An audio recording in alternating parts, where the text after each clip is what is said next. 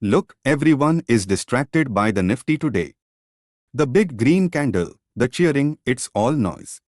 The real story, the one the big players are watching, is happening quietly.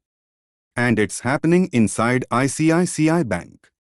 It's sitting there, solid, holding strong above that 1310 rupee mark while the market goes crazy.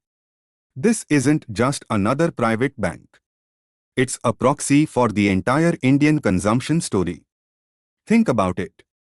They're a financial supermarket.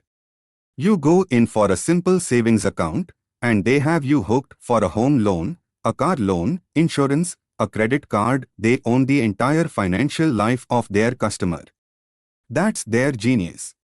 That's why the big institutions love it. But here's the part that's not in the headlines. The page from the hidden ledger.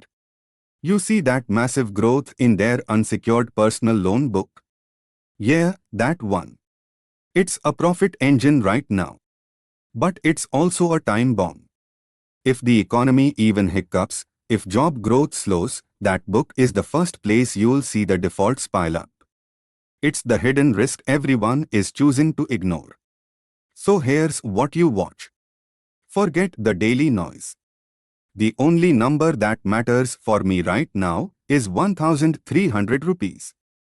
That's the psychological floor. If it holds, the story continues. If it breaks, that's the first signal that the big money is getting nervous. Don't just follow the price, understand the pressure building underneath.